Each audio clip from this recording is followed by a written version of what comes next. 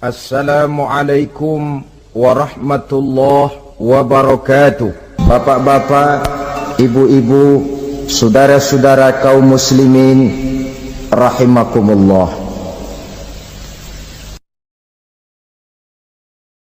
Di dalam kehidupan kita sebagai seorang muslim, minimal 5 kali dalam sehari semalam kita mendengar seruan untuk mendirikan solat yang disebut azan.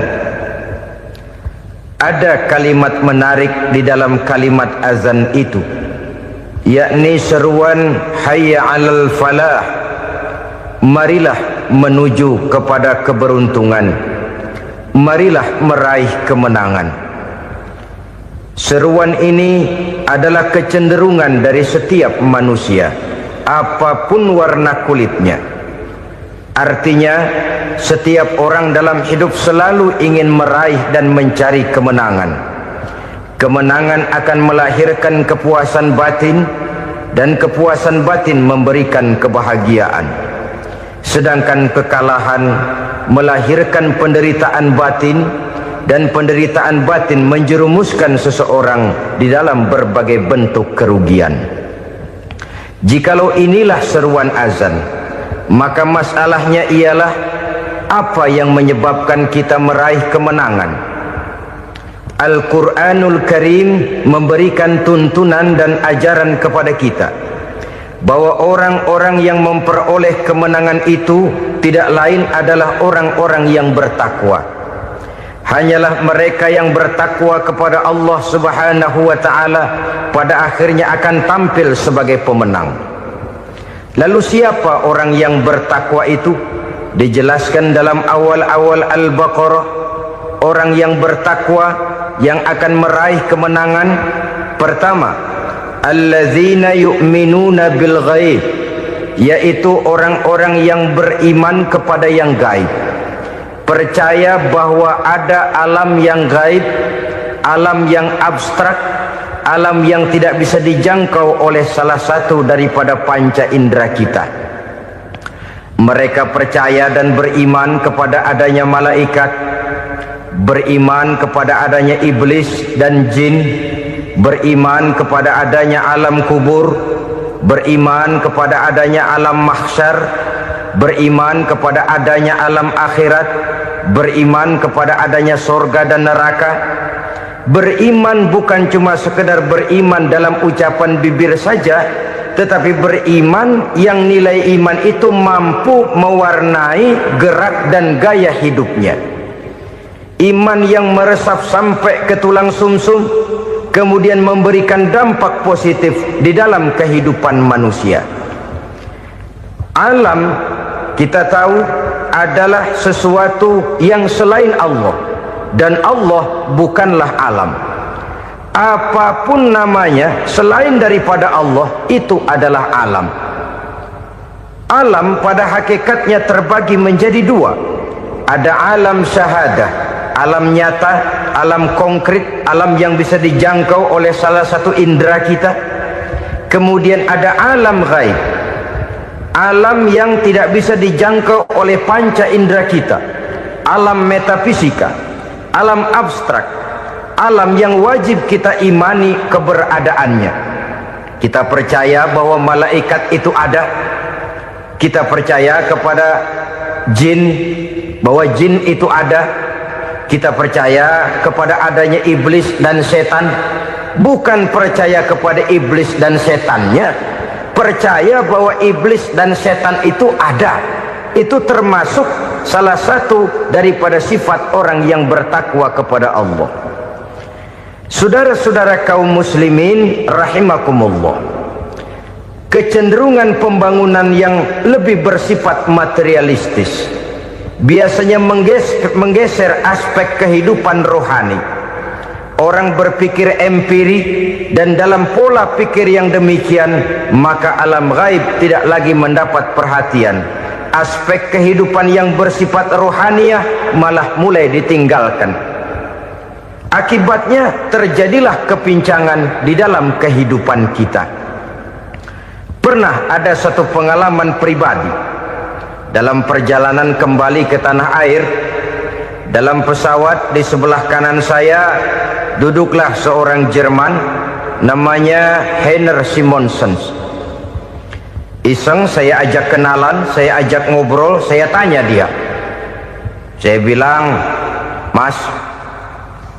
Mas Heiner ini, kalau pesawat yang kita tumpangi ini jatuh ke bawah, kira-kira apa yang bakal terjadi, Mas? Dia bilang, kita semua akan mati. Begitu? Iya. Oke. Apa itu mati? Tanya saya. Dia bilang, untuk tahu apa itu mati, kita harus tahu lebih dahulu apa itu hidup. Saya pikir nih bule bisa ngomong juga. Baiklah kata saya. Apa hidup menurut Anda itu? Oh, hidup itu dia bilang, kalau seluruh anggota badan kita bekerja secara normal, paru-paru memompa darah secara normal, jantung berdetak secara normal, sel-sel tubuh bekerja secara fit, dan organisme tubuh hanya mau bekerja secara normal, dia bilang, kalau kita memberi makan yang cukup, menu yang teratur, dan gizi yang lengkap. Saya bilang, kesimpulannya apa, Ner?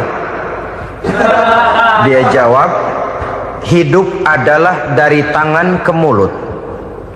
Life is from the hand to the mouth, kata dia.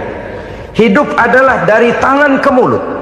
Jadi masalah hidup tidak lebih daripada masalah isi perut. Orang pergi pagi, pulang sore, peras keringat, banting tulang, perut yang dibelain. Saya bilang, you are wrong. Sampean salah, Ner. Kamu orang Islam bukan? Bukan. Pantas. Kenapa saya salah? Dia bilang, ya jelas salah. Salahnya di mana? Kamu ini manusia. Kalau hidup cuma dari tangan ke mulut, saya bilang, kambing di kampung saya juga begitu pikirannya, Ner. Itu kambing di kampung saya, asal perutnya kenyang, sudah hidup dia. Perkara besok bagaimana, lusa prospeknya macam mana, bulan depan ada apa, kambing nggak pernah mikir. Di kampung saya kambing juga pikirannya begitu. Kamu Kristen ya? Tadinya. Loh kok tadinya, lalu apa sekarang kamu ini? Dia bilang, sekarang saya netral. Saya tidak beragama, tapi saya percaya kepada Tuhan sebagai pencipta alam. Saya ingat benar dia bilang, I haven't any religious, but I believe to God as the creator of the world. Kenapa bisa netral begitu, Ner? Habis saya bingung katanya. Islam bilang Islam baik, Kristen bilang Kristen baik, Hindu Buddha bilang Hindu Buddha baik, semua agama baik.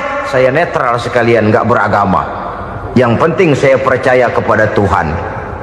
Saya bilang, Ner, kamu ini kayak orang mau beli celana, lalu bingung.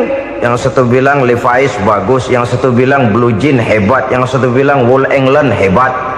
Celana ini hebat, celana itu bagus, celana ini hebat, semua celana bagus, kamu bingung. Akhirnya netral, tidak pakai celana.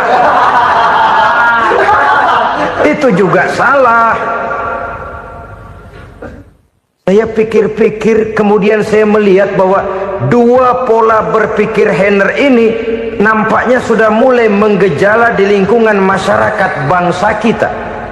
Disadari atau tidak, secara jujur kita harus berkata, dua pola pemikiran Heiner ini mulai berkembang di tengah masyarakat bangsa kita. Pertama, pola pikir materialisme. Hidup adalah dari tangan ke mulut. Masalah hidup tidak lebih masalah isi perut. Itu yang perlu dibela, dan disitulah arti kehidupan. Pergi pagi, pulang sore, peras keringat, banting tulang untuk mempertahankan perut. Kalau sudah kemari cara orang berpikir, maka buat apa percaya kepada yang gaib? Untuk apa sholat? Untuk apa puasa? Untuk apa zakat? Untuk apa menghadiri majelis taklim? Tanpa kepercayaan kepada yang gaib, hidup berjalan menurut alur empiris dan materialis. Kalau sudah ke sana cara orang berpikir, biasanya orang lalu cenderung menghalalkan segala cara. Hanyalah orang yang percaya bahwa akhirat ada, hanyalah orang yang percaya bahwa alam kubur itu ada, hanyalah orang yang percaya bahwa malaikat itu ada, hidupnya akan lebih terarah dan terkendali. Karena kepercayaan kepada yang gaib, yang merupakan fase daripada kehidupan setelah hidup yang sekarang ini, mewarnai gerak pribadi seseorang di dalam dia melakukan kegiatan hidupnya. Pola berpikir materialisme, disadari atau tidak, mulai menggejala di lingkungan masyarakat bangsa kita. Hidup tidak lebih dari urusan tangan ke mulut, mulut ke tangan, tangan ke mulut. Asal perut sudah kenyang, hiduplah sudah. Perkara bagaimana prospek hari yang akan datang, bagaimana akhirat, tidak jadi persoalan. Ini yang oleh Nabi diperingatkan, ad-dunya sijnul mu'min wa jannatul kafir. Dunia adalah penjara bagi orang beriman dan surga bagi orang kafir. Dulu di zaman Belanda hadis ini pernah disalah tafsirkan, disalah artikan, digunakan sebagai senjata untuk mengkebiri dan membuat impoten umat Islam. Sudahlah umat Islam gak usah macam-macam, kata Belanda. Dunia ini kan penjara buat orang Islam, surga buat orang kafir. Di penjara jangan bertingkah.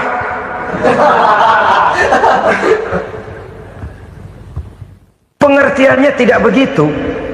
Dunia adalah penjara bagi orang mukmin. Artinya dalam kehidupan dunia seorang mukmin tidak bebas memperturutkan hawa nafsunya.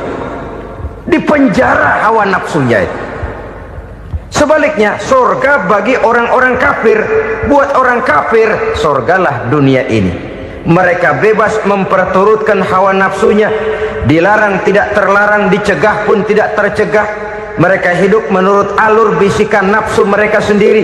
Kemudian bila ajal datang, maut merenggut nyawa, selesailah surganya sampai di situ. Maka bagi orang-orang yang tidak percaya kepada adanya akhirat, kepada adanya alam gaib, surganya sebatas umurnya. Sekali lagi, surganya sebatas umurnya. Bila umur selesai, ajal pun datang merenggut nyawa, selesailah sudah surganya sampai di situ.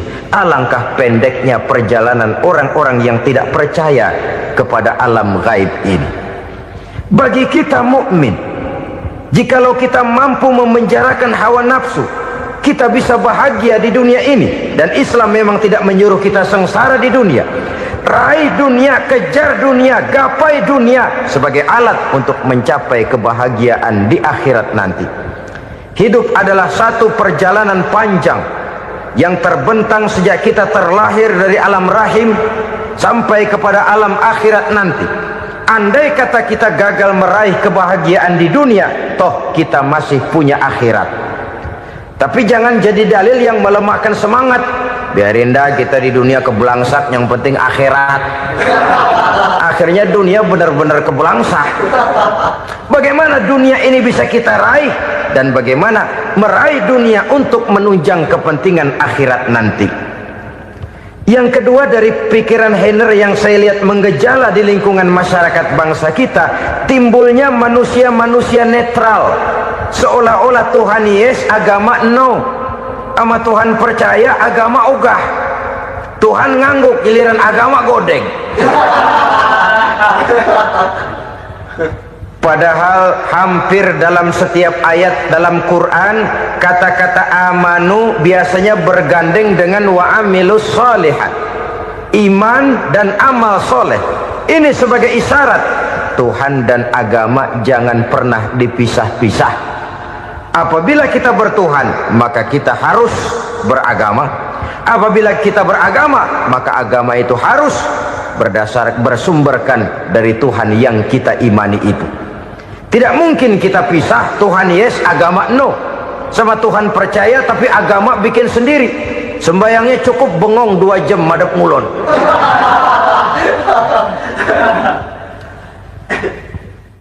Saudara-saudara kaum muslimin rahimakumullah.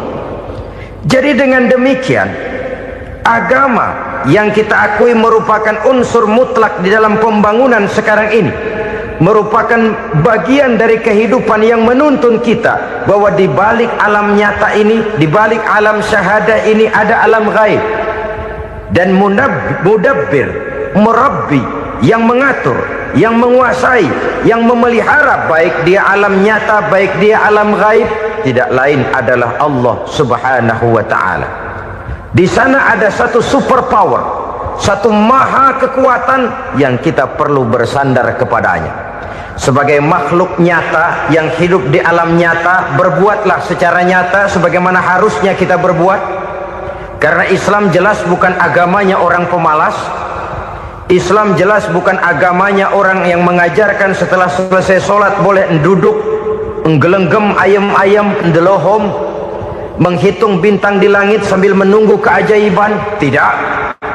Islam adalah agama yang mengajarkan apabila sholat sudah selesai kamu kerjakan, bertebaranlah di permukaan bumi, cari karunia Tuhanmu. Jangan hidup berpangku tangan menunggu keajaiban, karena hidup bukan undian. Jangan berharap untung besar tanpa mau peras keringat. Tapi di sebalik itu toh kita juga harus yakin bahwa di sisi usaha nyata yang kita lakukan ada satu super power, satu maha kekuatan gaib yang menentukan berhasil dan tidaknya usaha kita. Kepercayaan kepada hal semacam inilah yang mendorong kita untuk mempunyai sandaran vertikal, agar jikalau usaha ini berhasil, kita tidak lupa diri dan lupa daratan. Jikalau usaha ini gagal, kita tidak putus asa dan buruk sangka, tidak cupik pandangan dan sempit hati, tapi mampu melihat persoalan dengan kacamata putih sambil husnuzon kepada Allah Subhanahu wa ta'ala. Kita percaya malaikat itu ada yang namanya Raqib dan Atid, mengawasi gerak hidup kita sampai kepada gerak hati kita. Ini memberikan sugesti agar kita berhati-hati, tidak sejengkal tanah pun kita bisa berlindung dari pengawasan Raqib dan Atid. Ada Munkar Nakir yang akan menyoal kita di alam kubur. Ada malaikat Malik, penjaga neraka. Ada malaikat Ridwan yang menjaga surga. Kita percaya kepada adanya jin, kita percaya kepada adanya setan, iblis. Percaya kepada adanya, bukan mempercayai si setan, si iblis lalu menjadikannya sebagai teman. Tidak. Percaya bahwa mereka itu ada dan merupakan makhluk Allah yang gaib yang diciptakan Allah Azza wa Jalla. Kepercayaan kepada alam gaib memberikan motivasi terhadap gerak lahir manusia, sehingga dengan motivasi kepercayaan kepada yang gaib, gerak lahir jadi lebih terarah, jadi lebih terpelihara. Pernah seseorang bertanya, "Pak, apakah adanya akhirat bisa dibuktikan secara ilmiah?" Saya bilang tidak bisa, tidak bisa. Kenapa? Karena yang berangkat nggak pernah pulang kembali lagi. Kalau dia pulang kemari bisa kita tanya bagaimana enak di sono. Cuma secara moral saya katakan, lebih beruntung orang yang percaya kepada akhirat daripada yang tidak. Sekarang saudara percaya akhirat ada, lalu saudara baik-baik di dunia, sholat, puasa, zakat, menolong orang lain, menebarkan kebajikan. Saudara mati, andai kata akhirat tidak ada, toh dalam hidup saudara sudah berbuat baik, paling tidak nama saudara akan dikenang sebagai orang baik. Sebaliknya, saudara percaya, kata saya, bahwa akhirat tidak ada, lalu hidup semau-maunya, tenggelam dalam maksiat dan munkarat, menentang Allah, tidak mau ruku dan sujud, lalu saudara mati, kemudian akhirat ada, ayo mau apa? Bekal tidak punya. Jadi secara moral lebih beruntung orang yang percaya kepada adanya akhirat daripada yang tidak percaya. Dan itu alam gaib yang tidak bisa dibuktikan secara eksat. Jangankan untuk membuktikan seperti itu, dalam kehidupan sehari-hari saja yang kita rasakan tidak selalu berbentuk toh. Angin, bagaimana sih bentuknya angin? Kita tidak tahu. Merah, buktinya kalau dikerok merah. Yang merah itu kulit, yang kulit kita bukan anginnya. Sakit, rasa sakit itu ada, tapi bagaimana bentuk sakit kita nggak pernah tahu. Kalau kita makan cabai pedas, bagaimana bentuk pedas itu tidak ada, tapi rasa ada. Bentuk pedas hijau, cabenya bukan pedasnya. Tidak semua yang kita rasakan bisa kita gambarkan dalam bentuk yang konkret. Oleh karena itu, sekali lagi bahwa kepercayaan kepada alam yang gaib mampu memberikan satu sugesti yang menata kehidupan seseorang lebih lurus, lebih terarah, dan lebih terkendali. Maka wajar kalau kepercayaan kepada yang gaib mengantarkan seseorang untuk meraih kemenangan. Kenapa? Dia percaya kepada yang gaib, bahwa akhirat ada, bahwa alam kubur ada, bahwa pertanggungan jawab itu ada. Maka dia lalu tidak hidup saenae udele dewe, gitu loh. Tidak hidup menurut seleranya sendiri, terarah, teratur. Ini cirinya yang pertama. Orang bertakwa yang akan meraih kemenangan, mereka beriman, mereka percaya kepada yang gaib. Bahkan hal-hal konkret saja selalu berangkat dari yang gaib. Saudara-saudara, para remaja, para pemuda sekarang ini tidak pernah tahu toh siapa yang akan jadi teman hidup saudara. Kita bisa saja ngerancang, mentargetkan, tapi toh akhirnya yang namanya jodoh bukan kekuasaan kita. Rezeki di luar kemampuan kita. Begitu juga ajal, maut, jodoh, ajal adalah contoh-contoh konkret bahwa pada akhirnya yang gaiblah yang menentukan. Bertahun-tahun ngelancong, emang jodoh seret, nggak jadi.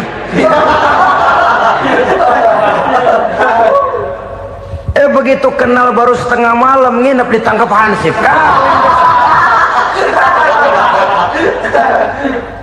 Hal-hal semacam itu kadang-kadang kita berpikir suuzon, gilet, perempuannya cakep banget, lakinya rebek amat.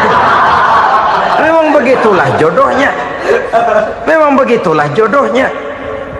Saudara hadirin ma'asyiral muslimin yang saya hormati, jadi hal-hal yang konkret saja kita yakini sepenuhnya ditentukan oleh satu superpower yang gaib itu tadi. Dari sanalah segala ketentuan itu berangkat, dan kesanalah segalanya akan kembali. Maka kepercayaan kepada yang gaib meluruskan gerak hidup seseorang, dan itu akan mengantarkan dia kepada meraih kemenangan. Satu. Yang kedua, wa yuqimuna shalah. Orang bertakwa yang akan meraih kemenangan itu adalah orang-orang yang mendirikan sholat. Kenapa sholat mengantarkan orang untuk meraih kemenangan? Yang jelas, inna sholata tanha anil fahsya'i wal munkar. Sholat mampu mencegah manusia dari perbuatan keji dan munkar. Banyak filsafat hidup yang terkandung di dalam sholat ini. Sejak kita wudhu sampai kita menghadap ke arah kiblat, sampai kita melakukan gerak-gerak sholat, bacaan-bacaan yang ada di dalam sholat, lalu sampai kepada mengucapkan salam. Banyak filsafat hidup yang terkandung di dalam sholat. Umpamanya saja, setelah takbiratul ihram, mulai kita dengan sholat dalam posisi berdiri. Diajarkan dalam kitab-kitab fikih agar kita melihat ke arah tempat sujud. Ini kan filsafat kehidupan. Kalau kamu sholat dalam posisi berdiri, lihat tempat sujud. Jangan sholat mata jelalatan, sebab nanti bisa mengurangi kekhusyuan.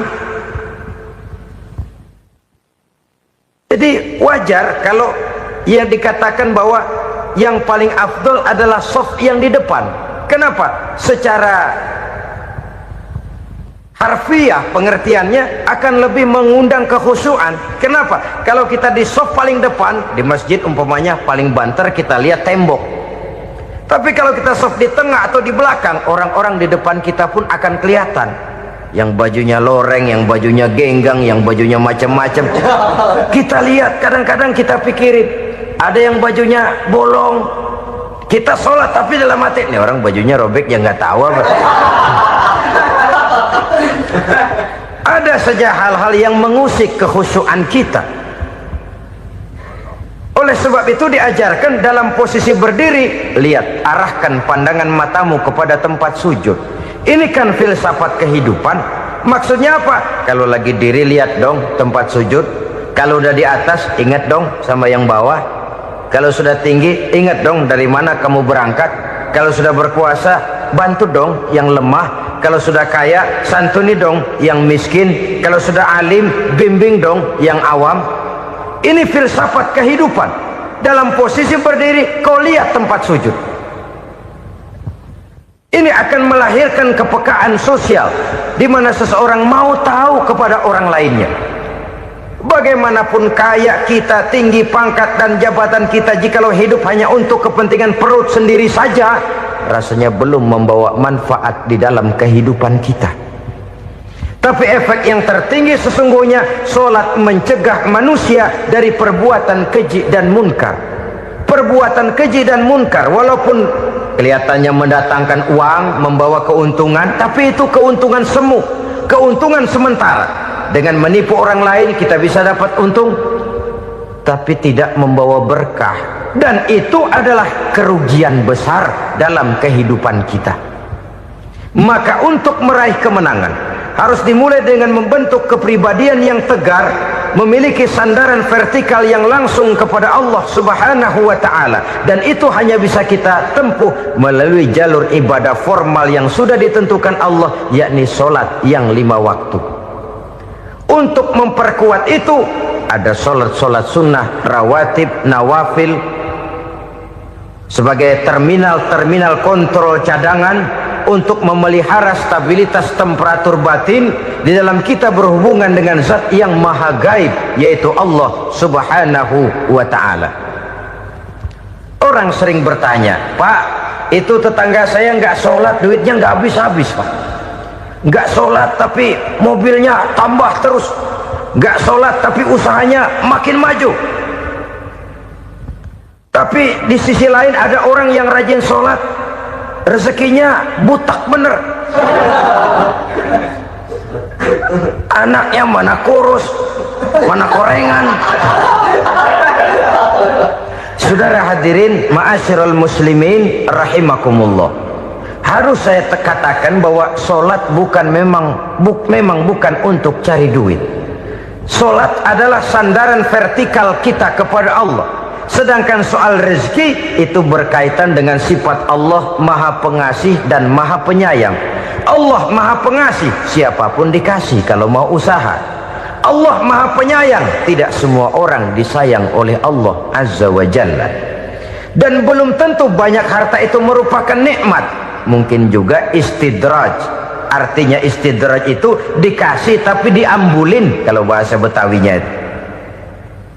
Dikasih tapi diambulin, itu bukan merupakan nikmat sesungguhnya, lebih merupakan azab dari Allah Subhanahu wa ta'ala.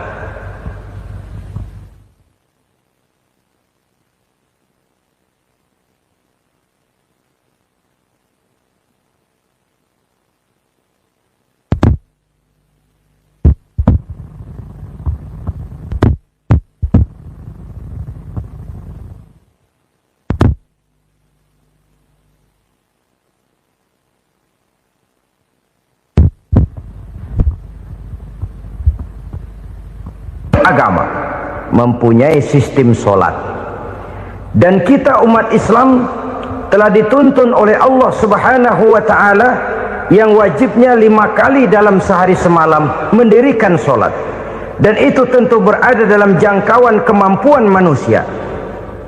Pada awalnya barangkali kita memang merasa solat itu satu kewajiban, tapi semakin kita hayati makna, manfaat dan filsafat yang terkandung di dalam ajaran solat, semakin sampai kita kepada keyakinan bahwa solat adalah keperluan kita.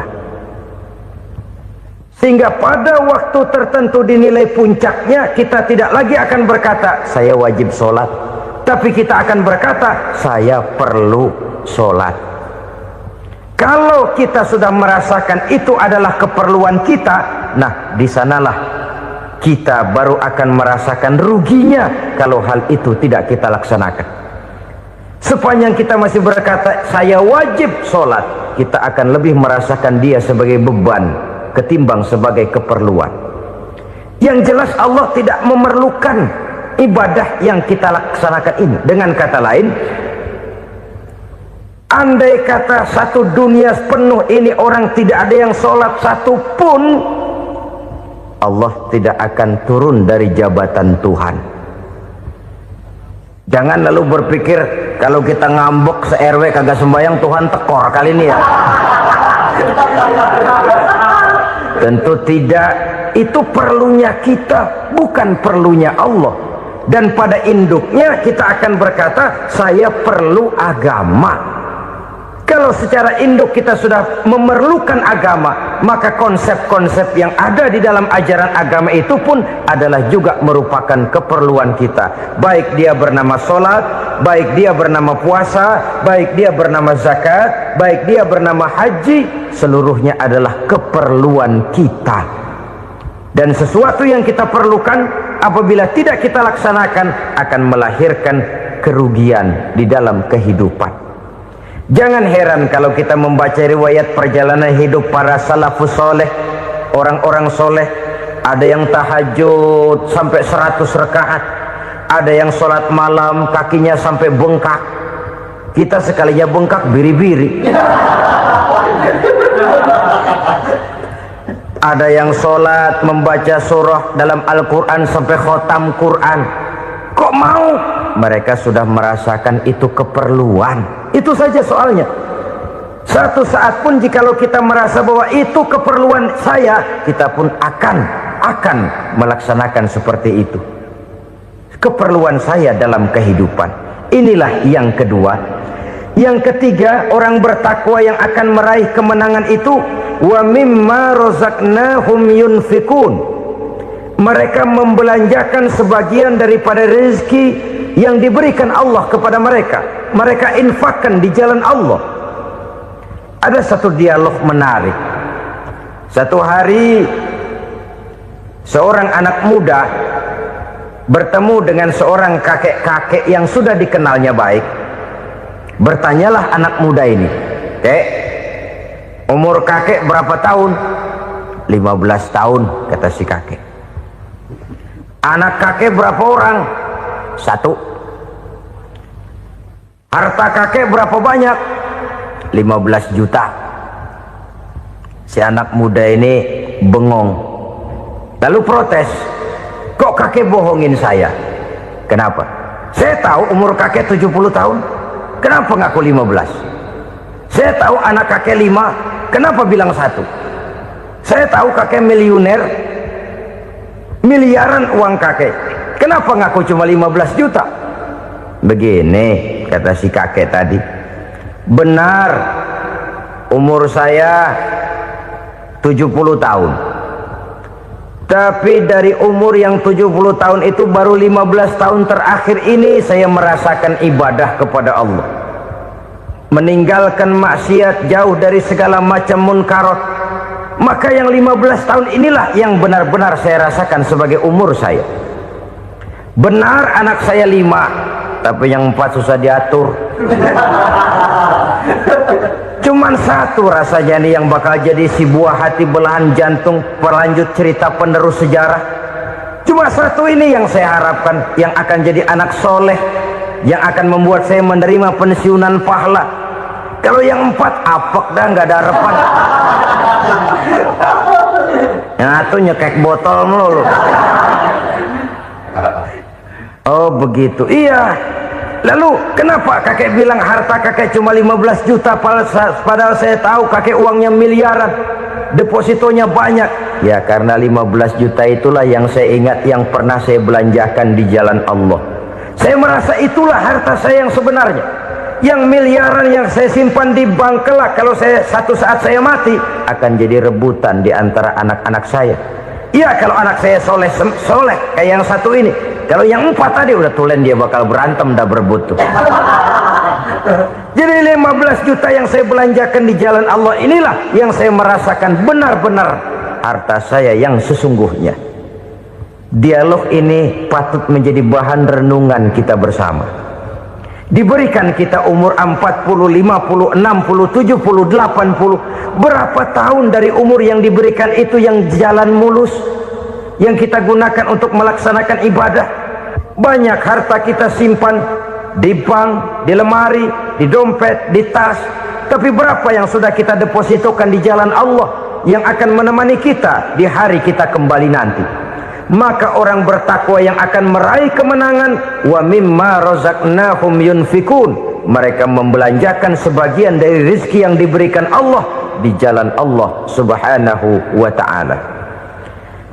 Ma'asyiral muslimin rahimakumullah, zahirnya memang kita memberikan kepada orang lain, tapi hakikatnya kita menyimpan untuk diri kita sendiri. Kita memberikan kepada yatim piatu 25.000, zahirnya kita memberikan si yatim, hakikatnya kan kita cuma nyimpan.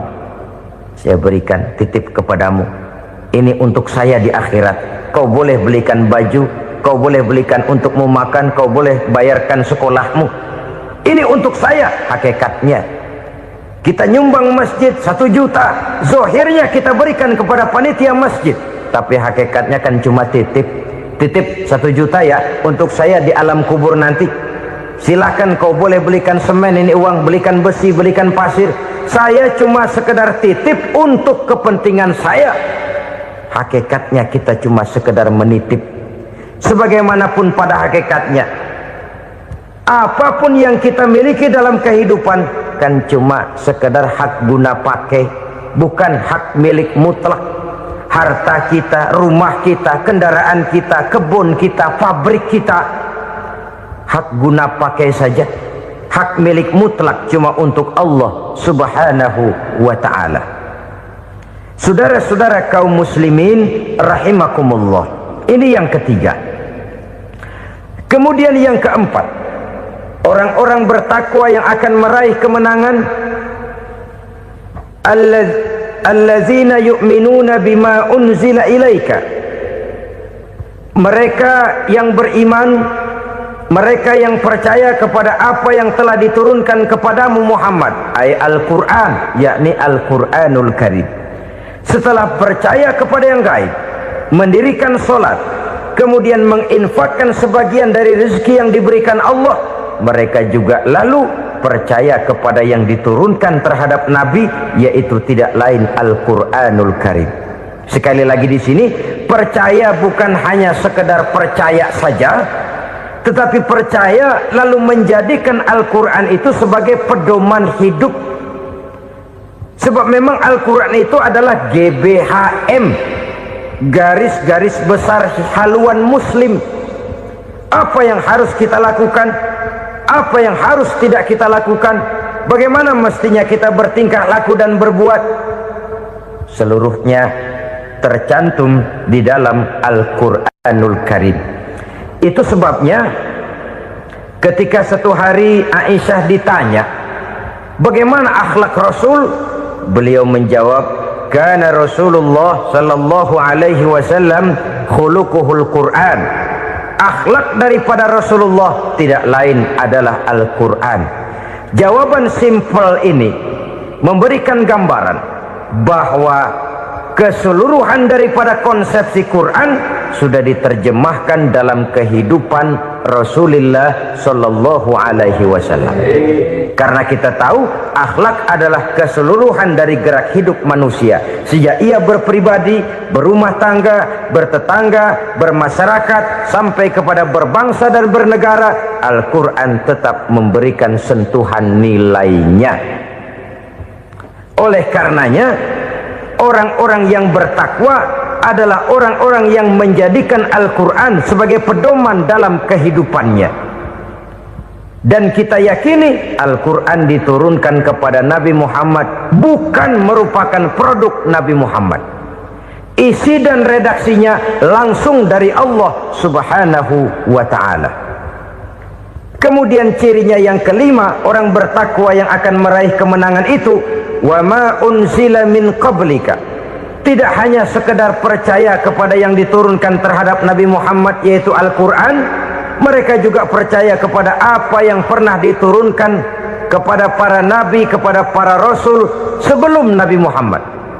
Percaya kepada adanya suhuf, percaya kepada adanya Taurat, percaya kepada adanya Injil, percaya bahwa Allah dahulunya sudah menurunkan Taurat kepada Musa, percaya bahwa Allah sudah menurunkan Injil kepada Isa, percaya Injil ada, Taurat ada, diturunkan Allah untuk Isa dan Musa, tetapi tidak wajib mengamalkannya karena kita sudah diberikan Al-Quranul Karim. Ini yang perlu saya garis bawahi. Kita percaya Allah telah menurunkan Injil dahulu kepada Isa. Kita percaya bahwa Allah telah menurunkan Taurat dahulunya kepada Nabi Musa. Kadang-kadang ini dijadikan dalih, dikacaukan pengertiannya. Quran saja mengajarkan bahwa orang yang bertakwa harus percaya kepada Injil, maka pakailah Injil. Apalagi kalau ayat sebelumnya ditilap, dihapus, dihilangkan, Injilnya yang ditekankan, maka akan terjadilah penekanan yang salah arah. Karena salah arah akhirnya bisa merusak dan menghancurkan akidah. Ketika Rasul suatu saat pernah ditanya orang, "Ya Rasul, bagaimana sikap kita sebagai muslim terhadap Injil yang ada sekarang?" Beliau menjawab, "La tukadzibuhu jami'an wa la tusaddiquhu jami'an." Jangan didustakan seluruhnya, jangan juga dibenarkan semuanya. Artinya, ini sudah merupakan gambaran dari Rasul bahwa dalam Injil yang ada sekarang masih ada ajaran-ajaran tauhid yang dibawa oleh Nabi Isa dan diajarkan kepada umatnya. Tapi juga dalam Injil yang sekarang ini sudah terkena intervensi dan investasi manusiawi. Karena itu Rasul menyimpulkan, la tukadzibuhu jami'an wa la tusaddiquhu jami'an. Jangan didustakan semua, jangan dibenarkan seluruhnya. Kita memang percaya Allah telah menurunkan Injil kepada Nabi Isa dulu, tapi kita tidak wajib mengamalkan Injil. Kita percaya Allah telah menurunkan Taurat kepada Nabi Musa, tapi kita tidak wajib mengamalkan kitab ajaran Taurat. Yang wajib kita percayai dan kita amalkan hanyalah Al-Quranul Karim. Kenapa? Oleh karena baik yang ada di dalam Taurat, baik yang ada di dalam Injil, tentu tercakup di dalam Al-Quran sebagai kitab terakhir yang diturunkan oleh Allah Subhanahu wa Ta'ala. Dan itu wajar. Kalau seorang pejabat mau mengeluarkan satu keputusan baru, tentu dia harus meninjau keputusan-keputusan lama. Andai kata dianggap tidak berlaku, dianggap tidak relevan lagi, maka keputusan-keputusan lama itu tentu sudah dianggap tidak berlaku. Sebagian daripada aturan-aturan dalam keputusan lama yang masih dianggap relevan tercantum dalam keputusan baru yang wajib diamalkan. Begitulah hubungannya antara Al-Quran, Taurat, Zabur, dan Injil. 4 kitab samawi yang diturunkan Allah masing-masing kepada Zabur untuk Nabi Daud, Taurat untuk Nabi Musa, dan Injil untuk Nabi Isa alaihi wassalatu wassalam. Ketiga-tiga kitab itu kita percayai adanya. Kita yakini Allah telah menurunkan Zabur, Taurat, dan Injil, tapi kita tidak wajib mengamalkannya. Yang wajib kita mengamalkannya sekarang ini tidak lain hanyalah Al-Quranul Karim saja, karena ia mencakup apa yang ada di dalam Zabur, apa yang ada di dalam Taurat, dan apa yang ada di dalam Injil. Keotentikannya bisa dipertanggungjawabkan. Ya, tapi kan Nabi Muhammad sudah mati 14 abad yang lalu, dan di zaman beliau Al-Quran kan belum dikodifikasikan, belum ditulis. Bagaimana keotentikannya bisa dipertanggungjawabkan? Mudah saja. Allah berjanji, inna nahnu nazzalna dzikra wa inna lahu lahafizun. Kami yang menurunkan Al-Quran dan kami yang akan menjaga dan memeliharanya. Allah turunkan Quran, Allah menjaganya. Bagaimana cara Allah menjaga Al-Quran itu? Banyaknya orang-orang yang hafaz Al-Quran. Hafaz Al-Quran 30 juz, 114 surah, 6.666 ayat. Sehingga jangankan satu kata, Jangankan satu ayat, satu kalimat saja berubah sudah akan timbul reaksi dan mudah dimengerti. Kenapa? Banyak orang-orang yang hafaz Al-Quran. Sedangkan pada setiap akhir tahun biasanya malaikat Jibril selalu mengadakan checking terhadap ayat-ayat yang diturunkan pada waktu itu. Di zaman Nabi sendiri sudah ada usaha kodifikasi. Dan yang lebih luar biasa lagi, sampai hari ini tidak seorang pun mampu membuat satu ayat saja semacam Al-Quran. Ke bahasa manapun dia diterjemahkan, naskah aslinya tetap ikut, rujukan dasarnya tetap ada. Berdasarkan itu maka tidak mungkin terjadi penyelewengan terhadap atau pemalsuan terhadap ayat-ayat Al-Quranul Karim.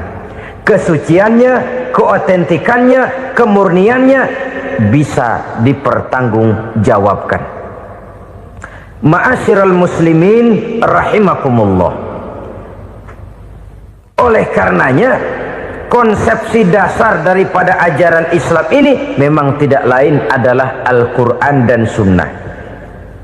Isi daripada agama Islam yang merupakan iman, Islam dan ihsan, konsepsi dasarnya tidak lain adalah Al-Quran dan Sunnah Rasulullah Sallallahu Alaihi Wasallam.